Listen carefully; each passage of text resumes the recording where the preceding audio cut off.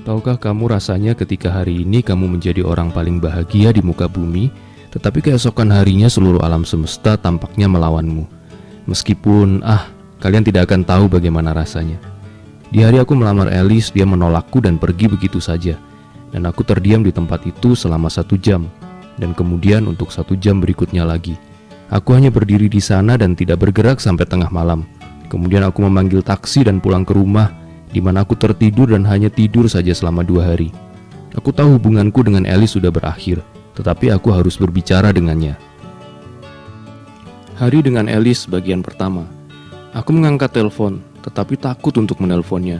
Seolah-olah aku adalah anak kecil yang tidak tahu harus berkata apa. Tapi takdir memutuskan bahwa Alice menelponku terlebih dahulu. Aku mengangkat telepon dan yang kudengar hanyalah, "Alex, aku akan menunggumu malam ini jam 11 di tempat pertemuan kita." Dan kemudian dia menutup telepon. Aku merasakan apa yang belum pernah aku rasakan sebelumnya, nada dingin dalam suaranya. Pada pukul 10.30 aku sudah berada di dekat Sea Deep, sebuah restoran makanan laut di dekat tempat pertemuan kami biasanya.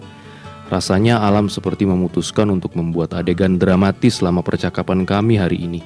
Awan terbentuk di langit dan tampaknya dalam beberapa menit akan turun hujan. Alice adalah salah satu dari sedikit gadis yang selalu datang tepat waktu. Jadi pada pukul 10.55 dia datang ke taman ini. Dari jauh aku bisa melihat wajah Alice, dan aku melihatnya seperti ini untuk pertama kalinya. Wajahnya penuh kesedihan. Seperti yang sudah aku pikirkan, saat itu hujan turun. Alice mendekatiku, tetapi pada jarak 2 meter ia jatuh ke lantai begitu saja dan mulai menangis. Aku segera berlari ke arahnya dan berusaha mengangkatnya. Pada saat itu aku tidak mengerti apa-apa, tetapi satu-satunya hal yang aku inginkan adalah menenangkannya. Jadi kami akan masuk ke restoran supaya tidak basah. Alice menolak, jadi aku harus memaksanya ke dalam pelukanku dan membawanya ke restoran. Kami masuk, duduk di meja kosong terdekat, dan aku meminta pelayan untuk membawa sial agar Alice tidak sakit. Lalu kata-kata pertama keluar dari mulutnya dengan air mata. "Alex, maafkan aku." Dia mengulangi beberapa kali dan aku memintanya untuk tenang, tetapi dia terus berbicara dan menangis. Dan kemudian aku harus menciumnya sehingga Alice sedikit tenang. Pada saat itu kami berdua merasa lebih baik. Dia berhenti menangis. Dengan sedikit gagap, Alice menceritakan segalanya. 2 bulan yang lalu, tepat sebelum aku didiagnosis, agen model prestisius dari Tiongkok menawarinya kontrak selama 2 tahun. Selama periode itu, dia harus melakukan perjalanan keliling dunia untuk peragaan model. Seperti yang Alice katakan padaku, dia ingin aku menemaninya. Dia telah memilih hari untuk mengajakku. Tetapi seperti yang mungkin kamu bayangkan, hari itu bertepatan dengan hari ketika aku dan keluargaku mengetahui tentang diagnosis yang mengerikan itu.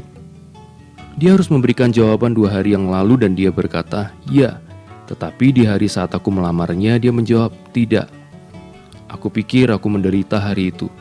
Tetapi ternyata tidak. Alice lebih menderita dariku.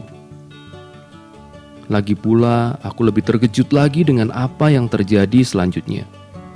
Dia menelpon agen model dan membatalkan kontrak. Dan kemudian, dia menjawab lamaranku. Dia bersedia menikah denganku.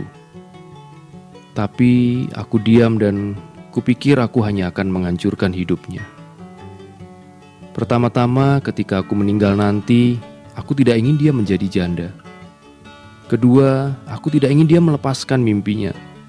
Dia berada dalam masa depan yang bahagia dan aku mungkin akan menghancurkan segalanya. Aku bilang padanya bahwa aku sangat mencintainya dan aku ingin dia bahagia. Karena itu aku sangat bersikeras bahwa dia harus menerima tawaran agensi. Pada saat itu dia mulai menangis lagi dan berkata bahwa dia sangat mencintaiku dan tidak akan pernah melupakannya. Besok malam dia akan terbang. Jadi aku benar-benar ingin kami menghabiskan waktu bersama seharian besok.